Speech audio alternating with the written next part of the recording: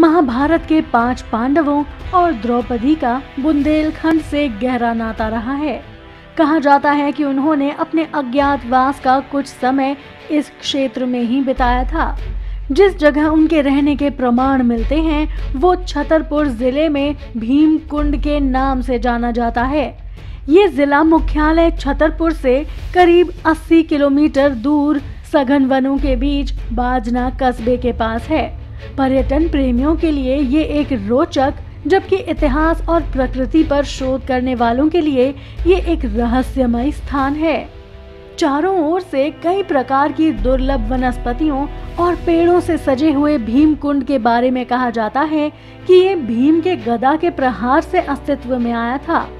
इतिहास के मानने वालों के अनुसार अज्ञातवास के समय जंगल में विचरण के समय द्रौपदी को प्यास लगी थी, तो उन्होंने भीम से पानी लाने को कहा।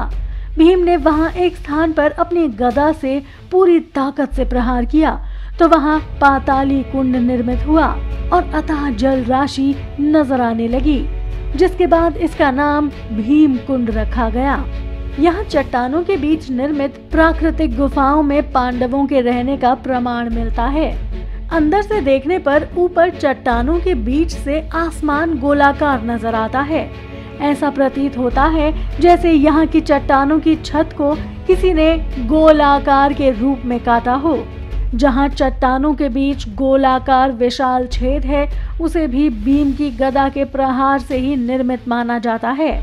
इस स्थान की खासियत ये है कि यहाँ पर जोर से बोलने पर आपको अपनी आवाज गूंजती हुई सुनाई देगी।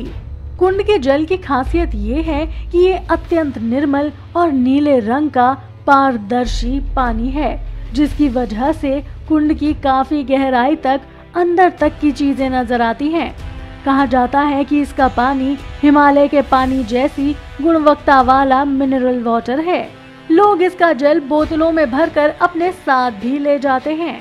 भीमकुंड की गहराई आज भी रहस्यमय बनी हुई है। आज तक इसकी गहराई को कोई नाप नहीं पाया है। कई लोगों ने कई तरह से इसकी गहराई नापने के प्रयास किए पर असफल रहे। माना जाता है कि जहां कुंड है वहां जमीन के अंदर से प्रवाहित प्रबल जलाधार के कारण बना है, पर इस बारे में आज तक कोई भूजल वैज्ञानिक ये पता नहीं कर सका है कि आखिर ये जलाधार किस जल स्रोत से जुड़ा है। अपने आप में अद्भुत ये रहस्यमय कुंड कई कारणों से लोगों की जिज्ञासा और रिसर्च का केंद्र बना रहता है। सुनामी आपदा के समय इस कुंड में करीब 80 फीट तक ऊंची लहरें उठ रही थीं, जिसके बाद से ये देश विदेश की मीडिया की सुर्खियां बन गया था। कई लोगों का कहना है कि इस कुंड से निकली जलधारा अंदर ही अंदर संगम में जाकर मिलती है।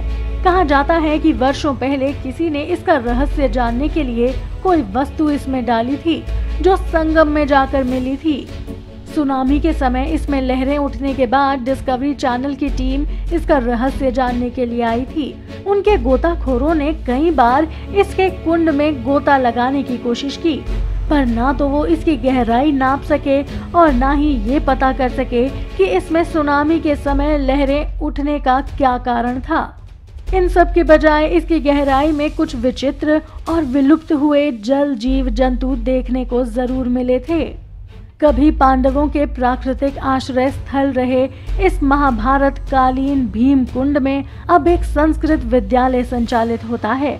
इसके अलावा यहाँ एक मंदिर भी है और हर वर्ष मकर संक्रांति पर यहाँ मेला भी लगता है, जिसमें बड़ी संख्या में लोग शामिल होते हैं। तो दोस्तों, आपको भीमकुंड के इन रहस्यों के बारे में जानकर कैसा लगा? आप अपनी राय हमें कमेंट करके जरूर बताएं। और अगर आपको हमारी ये वीडियो पसंद आई हो तो इसे लाइक और शेयर करना ना भूलें। साथ ही और भी ऐसी ही रोमांचक वीडियोस देखने के लिए आप हमारे चैनल को सब्सक्राइब भी जरूर कर लें।